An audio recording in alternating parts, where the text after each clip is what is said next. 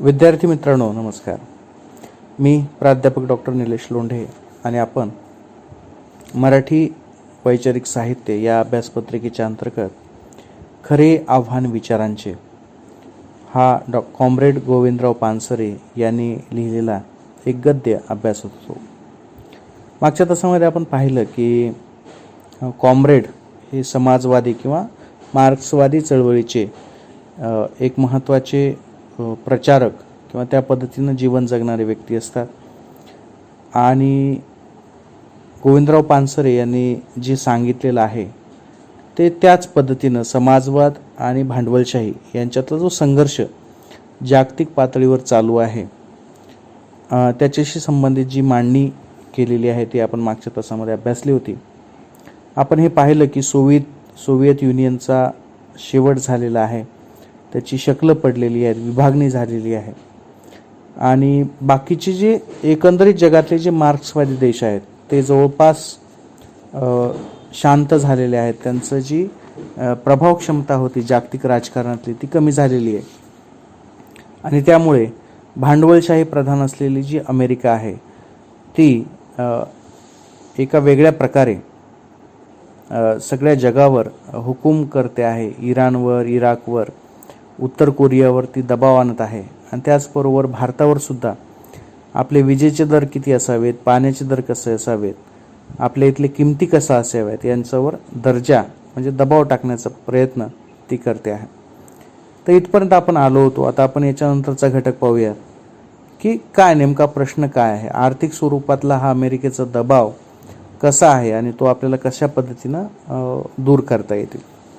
तर त्यांनी सांगितलेलं आहे उत्पादन की वितरण, म्हणजे आपल्याला उत्पादन करायचं आहे का वितरण करायचं आहे. ते म्हणतात आर्थिक आणि सामाजिक समतेचा प्रश्न मूलतः अर्थव्यवस्थेवर अवलंबून असतो व आहे. इतरही सामाजिक रचनांवर हे अवलंबून असतो व आहे. परंतु अर्थव्यवस्था महत्त्वाची असते. सामाजिक की आर्थिक हा वाद किंवा यात महत्त्वाचे काय हा वाद उगाच ताणला जातो. दोन्ही एकमेकांवर परिणाम करतात हा जीवनाचा अनुभव आहे. म्हणजे त्याने एक महत्त्वाचा मूलभूत सिद्धांत सांगितलेला आहे जो की कार्ल मार्क्सच्या विचारसरणीशी अनुषंगिक आहे. त्यांनी म्हटलेलं आहे की सामाजिक समता पाहिजेत का आर्थिक समता पाहिजे. तर यांनी सांगितलेलं की आर्थिक हा जो घटक असतो, पैसे हा जो घटक असतो, याच्यामुळे जेवढ्या वेगात समता प्रस्थापित होते तेवढ्या वेगात सामाजिक समता दुसऱ्या कोणत्या यानं प्रस्थापित होऊ शकत नाही. म्हणजे आर्थिक दर्जा काय आहे तुमचा हा अतिशय महत्त्वाचा असा भाग आयुष्य जगताना असतो. उत्पादन आणि वितरण ही आर्थिक व्यवहाराची दोन प्रमुख अंगे आहेत. जेव्हा आपण अर्थव्यवहार म्हणतो किंवा जेव्हा आपण पैसे असं म्हणतो तेव्हा दोन गोष्टी महत्त्वाच्या असतात. पहिली गोष्ट असते उत्पादन आणि दुसरी गोष्ट असते वितरण. उत्पादन महत्त्वाचे की वितरण महत्त्वाचे हा प्रश्न कुणाला वेडगळपणाचा वाटेल. तथापि तपशिलात जाऊन तुलनात्मक महत्त्व लक्षात येण्यासाठी हा प्रश्न महत्त्वाचा आहे आणि त्याची तशी चर्चा आवश्यक आहे. म्हणजे इथे एक महत्त्वाचा आर्थिक प्रश्न त्यांनी सांगितलेला आहे आणि त्याच्याकडून ते सामाजिक भूमिकेकडे सुद्धा येणार आहे. त्याने म्हटलेलं उत्पादन महत्त्वाचं असतं. उत्पादन म्हणजे एखादी गोष्ट तयार करणं. आपण आपल्या घरी एखादी गोष्ट जेव्हा निर्माण करतो त्याला उत्पादन म्हणतात. आणि दुसरं वितरण म्हणजे विकणं. समजा शेतकरी आहे तो शेतामध्ये एखादं धान्य उत्पादन करतो, ते उत्पादन असतं. जिथं काहीच नसतं तिथं तो तयार करतो. आणि वितरण म्हणजे ते जेव्हा दुकानात जातं, दुकानातून जे विकलं जातं त्याला वितरण असं म्हणतात. तर त्यांनी म्हटलेलं की हे दोन्हीपैकी कोणती घटक महत्त्वाचा असतो, उत्पादन महत्त्वाचं असतं का वितरण महत्त्वाचं असतं. उत्पादन केवळ उत्पादनासाठी असत नाही, उत्पादन वितरणासाठीच असते हे स्पष्ट आहे. उत्पादन वाढले पाहिजे, वाढत्या गतीने वाढले पाहिजे यासंबंधी दुमत असण्याचे कारण नाही. परंतु उत्पादन पद्धतीच जर अशी असेल की जिच्यामुळे वितरणात आपोआप अंगभूतरित्या विकृती तयार होईल तर मग अशा उत्पादन पद्धतीचा आणि त्यामुळे वाढणाऱ्या उत्पादनाचा विचारच करावा लागेल. आता इथं त्यांनी महत्त्वाची गोष्ट सांगितलेली आहे, पण पहिले सूत्र सांगितलेलं आहे की उत्पादन हे कशासाठी असतं? वितरणासाठीच. म्हणजे आपण जे तयार करतो एखाद्या कारखान्यामध्ये जे तयार केलं जातं ते कशासाठी तयार केलं जातं? तर विकण्यासाठी, साहजिकच आहे. परंतु यांचं म्हणणं आहे की अशा पद्धतीने उत्पादन केलं जात असेल की ज्याच्यामुळे वितरणात दोष निर्माण होत असतील तर ते काही कामाचं नाही. केवळ उत्पादन वाढते म्हणून अशी उत्पादन पद्धती स्वीकारनीय ठरणार नाही. आता कोणती ती उत्पादन पद्धती आहे? तर भांडवल जास्त आणि मजूर कमी अशी भांडवल प्रधान उत्पादन व्यवस्था असावी की भांडवल कमी आणि रोजगार जास्त अशी रोजगार प्रधान व्यवस्था असावी. हे आपल्या देशातील विपुल श्रमसंपत्ती लक्षात घेऊन ठरवले पाहिजे. आता त्यांचा एक महत्त्वाचा मुद्दा आलेला आहे की एखादं उत्पादन करायचं, एखादा कारखाना टाकायचा आहे, तर त्यामध्ये जास्त भांडवल गुंतवायचं. समजा आपण 1,000 रुपये गुंतवले समजा, आणि त्याच्या बदल्यात आपल्याला 10च लोक कामाला ठेवावं लागणार आहेत, तर याला काय म्हणता येईल? म्हणजे भांडवल जास्त लावलं आपण 1,000 रुपये आणि 10 माणसं कामाला ठेवले. याच्या उलट आपण फक्त 100 रुपये लावले, भांडवल कमी, आणि काम करणारे मात्र 100 लोक लावले. म्हणजे एकीकडे 1,000 रुपये खर्चा, 10 लोक कामाला आहेत, दुसरीकडे 100 रुपये खर्चा आणि 100 लोक कामाला आहेत. तर काय झालं? दुसऱ्या टप्प्यामध्ये उत्पादन करण्यासाठी मानवी लोक जे आहेत, मानवी मजूर जे आहेत ते जास्त लागले, 100 लोक काम करतायत तिथं, आणि खर्च मात्र 100 रुपये आला. तर याला समजा एखादा रोबोट घेतला एखादं उत्पादन करायला, तर रोबोट काय करेल? 90 माणसाचं काम करेल आणि फक्त 10च माणसं तिथं काम करायला लागतील. याउलट रोबोट जर नाही वापरला तर काय होईल? 100 माणसं तिथं काम करतील आणि त्या रोबोटचा खर्च जो असेल तो कमी होईल. तर अशा पद्धतीने यांनी सांगितलेलं आहे. तर विपुल उत्पादन पद्धती, उत्पादन, वितरण आणि एकूणच अर्थव्यवस्था चांगली की वाईट हे कशाच्या कसोटीवर ठरवायचे? आर्थिक प्रगतीची किंवा विकासासाठीची कसोटी काय? देशाचा विकास झाला की झाला नाही हे कशाच्या आधारावर ठरवायचं? यांनी म्हटलेलं आहे की कारखाने स्थापन करताना किंवा कोणतीही देशाची प्रगती पाहत असताना फक्त आपल्याला उत्पादनच पाहायचं आहे का? की किती उत्पादन केलं आपण, किती कार तयार केल्या, का त्या कारखान्यातून किती लोकांना रोजगार मिळाला हे पाहायचं आहे. याच्याविषयी त्यांनी मांडणी केलेली आहे की एकीकडे आहे भांडवलशाही व्यवस्था जी की कमीत कमी रोजगार निर्माण करते आणि जास्तीत जास्त भांडवल गुंतवते.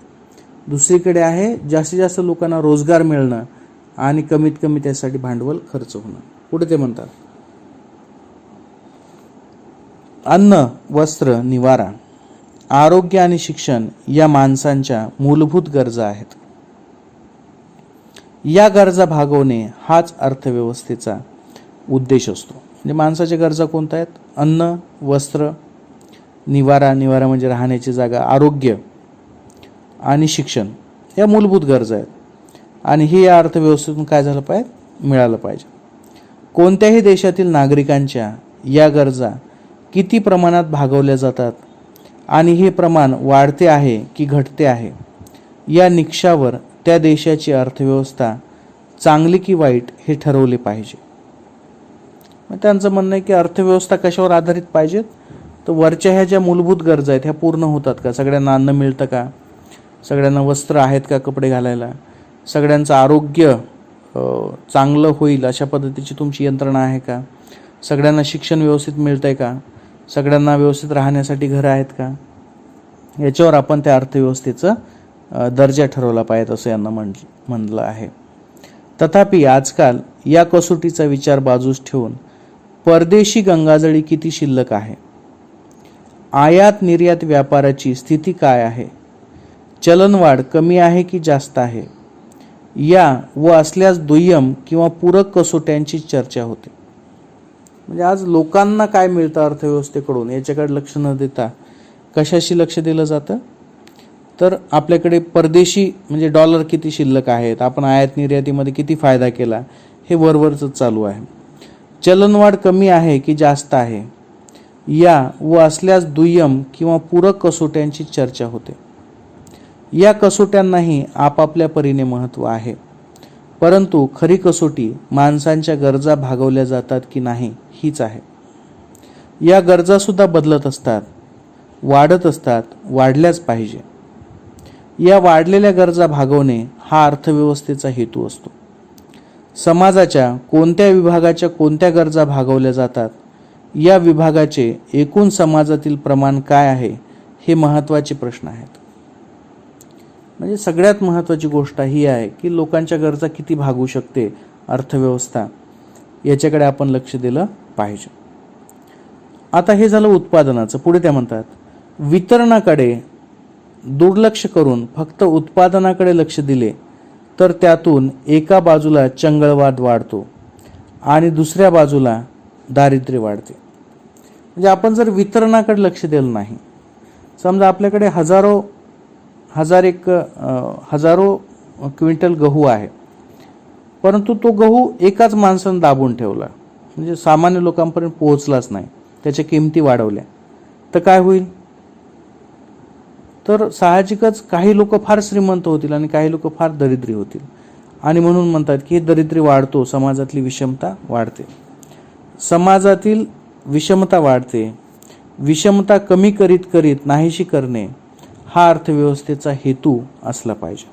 म्हणजे आपला हेतू काय असला पाहिजे की आपलं वितरण सुद्धा पद्धतशीररित्या झालं पाहिजे. आजच्या जागतिक अर्थव्यवस्थेच्या परिणामी जगातील विषमता वाढत आहे. आज ही जागतिक जी अर्थव्यवस्था आहे, म्हणजेच अमेरिकेचं जे नियंत्रण आहे ते कशावर नियंत्रण करत आहे? तर उत्पादनावर नियंत्रण करत आहे. आणि त्याच्यामुळे काय होत आहे? विषमता वाढत आहे. सगळीकडे त्या गोष्टी मिळत नाहीत. श्रीमंत राष्ट्रातील आणि गरीब राष्ट्रातील विषमता वाढत आहे. एका देशातील, अगदी अमेरिकेतील सुद्धा श्रीमंत व गरीब यांच्यातील विषमता वाढत आहे. यांच्यामध्ये सुद्धा काय विषमता? म्हणजे त्यांना सगळ्या गोष्टी मिळत नाहीत. जे श्रीमंत आहेत ते श्रीमंतच होत आहेत आणि जे गरीब आहेत ते गरीबच होत आहेत. आर्थिक समता प्रस्थापित व्हावी असा हेतू, असे ध्येय आणि असे प्रयत्न करणाऱ्यांपुढे नवे आर्थिक धोरण म्हणजे जागतिकीकरण लादणारे जागतिकीकरण हे आव्हान आहे. या ठिकाणी ते स्पष्टपणे सांगतात की श्रीमंत देश हे अधिक श्रीमंत होत आहेत आणि गरीब देश हे अधिक गरीब होत आहेत. आणि याला जर तुम्ही जागतिकीकरण म्हणत असाल तर तसं नाही आहे, तर हे अगतिकीकरण आहे, हे जागतिकीकरण नाही आहे. आणि अशा अगतिकीकरणाचा सामना कसा करता येईल याच्याविषयी ते सांगतात. पुढे ते म्हणतात की मोटारी स्वस्त होत आहेत. म्हणजे पहा हे अगतिकीकरण कसं आहे. मोटारी स्वस्त होत आहेत आणि औषधे महाग होत आहेत. किती परस्पर विरोधी आहेत. परदेशी दारू व पेये स्वस्त होत आहेत आणि पिण्याचे पाणी, शेतीचे पाणी महाग होत आहे. तर याला ते अगतिकीकरण म्हणतात की मोटारी स्वस्त झाल्या. मोटारी सर्वजण खरेदी करतील का? नाही. परंतु जे जीवनावश्यक आहे, जे औषध आहे ते मात्र महाग आहे. आता परदेशी दारू जी आहे, विदेशी दारू, ती स्वस्त आहे. पेप्सी, कोका-कोला हे स्वस्त आहे. पण पाणी जर घ्यायला गेलो तर शेतीचं पाणी आणि पिण्याचं पाणी 20 रुपये 25 रुपये लिटरला ती एक बॉटल मिळते, 1 रुपये लिटर. तितक्या याच्यामध्ये विदेशातून येणारं सगळं मिळतं. तर असं म्हणतायत की हे महाग होत आहे. तर हे काय? हे कुठंतरी वितरणामधली चूक आहे असं यांना म्हणायचं आहे. 10-12 वर्षापूर्वी आपल्या देशात पाणी ही खरेदी विक्रीची वस्तू नव्हती. पाणी विकणे हे पाप समजले जाई. आता आपल्या देशात पाण्याची खरेदी विक्री अब्जावधी रुपयांची होत आहे. आपल्या नद्या विकल्या जात आहेत, तळी विकली जात आहेत.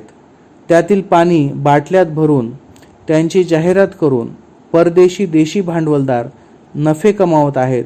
ही देशविक्रीच आहे. देशाच्या नैसर्गिक संपत्तीची खरेदी विक्री कशी थांबवायची हे समतावाद्यांसमोरील आव्हान आहे. म्हणजे इथं त्यांनी एक अतिशय महत्त्वाचा मुद्दा मांडलेला आहे की आपल्याकडे पाणी विकलं जात होतं का 10-15 वर्षापूर्वी? तर विकलं जात नव्हतं. परंतु आता काय आहे, तर वेगवेगळ्या विदेशातल्या कंपन्या येतात आणि त्या काय करतात, आपल्या इथलंच पाणी घेऊन, आपल्याच नद्या पाणी घेऊन, आपल्याच तळ्यातलं पाणी घेऊन विकतात. आणि हे कुठं विकतात? तर जसं भारतात विकतात तसंच जगभरामध्ये वेगवेगळ्या देशामध्ये सुद्धा विकतात. म्हणजे गंगाजल म्हणून विकलं जातं किंवा शुद्ध पाणी, हिमालयातलं पाणी म्हणून विकलं जातं, किंवा आपण सुद्धा दैनंदिन जीवनामध्ये पाणी विकत घेतो जेव्हा आपण प्रवासात असतो. तर असं का होत आहे? हा एक महत्त्वाचा प्रश्न त्यांनी विचारलेला आहे की हे सर्व मार्केट आहे, हे सर्व पैसे कमवण्याचे, हितसंबंध जपण्याचे प्रकार आहेत. हे आपल्या संस्कृतीच्या कितीतरी विरोधी आहे. म्हणजे आपण जेव्हा विचार करायचो की अशी संस्कृती कशी काय असू शकते जिथं आपण फुकटमध्ये पाणी पाजायचो लोकांना, आता असं म्हटलं जातं की तेच पाणी विकत घ्यावं लागतं. तर ही जी नैसर्गिक संपत्ती आहे ही कोणाची आहे? तर आपल्या सर्वांचीच आहे. पूर्ण देशातल्या लोकांची ही नैसर्गिक संपत्ती आहे. परंतु ही नैसर्गिक संपत्ती कंपन्यांना विकली जात आहे. आपल्याच जमिनीतलं पाणी काढून आपल्यालाच ते विकत आहेत. आपल्याच नद्यांचं पाणी जमा करून ते आपल्यालाच विकत आहेत. आणि अशा पद्धतीने जर निसर्ग विकला आपला, तर आपल्यासमोर काहीही अस्तित्वात राहणार नाही. आणि हे एक फार मोठं आव्हान आहे मार्क्सवाद्यांसमोर किंवा समतावाद्यांसमोर, असं यांचं वैयक्तिक मत आहे. हे सांगायचा अर्थ एवढाच की उत्पादन आणि वितरण किंवा कोणतीही बाजारातली जी अर्थव्यवहार असतात हे कशासाठी असले पाहिजेत? तर सामान्य लोकांना दिलासा मिळावा, सामान्य लोकांना त्यांच्या गरजा पूर्ण करता याव्यात, यासाठी हे सगळं असतं. आणि जर ते तसं नसेल आणि विदेशी कंपन्या, जागतिक कंपन्या जर येऊन त्यावर नियंत्रण मिळवत असतील तर अतिशय वाईट अवस्था आहे. ही एक मोठं आव्हान आहे आपल्या देशासमोरचं, असं गोविंद पानसरे यांना म्हणायचं आहे. तर इथं आपण थांबूयात. इथं आपल्या लक्षात आलं असेल की जागतिकीकरण म्हणजे काय? तर जागतिकीकरणाच्या द्वारे आपल्या नैसर्गिक साधन संपत्तीवर नियंत्रण मिळवलं जात आहे. आपण एका प्रकारे आपली विकत आहोत नैसर्गिक साधन संपत्ती, हे यांना सांगायचं. आणखीन पुढे त्यांनी पुढचं विश्लेषण आणखीन केलेलं आहे, ते आपण पुढच्या तासामध्ये पाहूयात. इथे थांबूयात. धन्यवाद.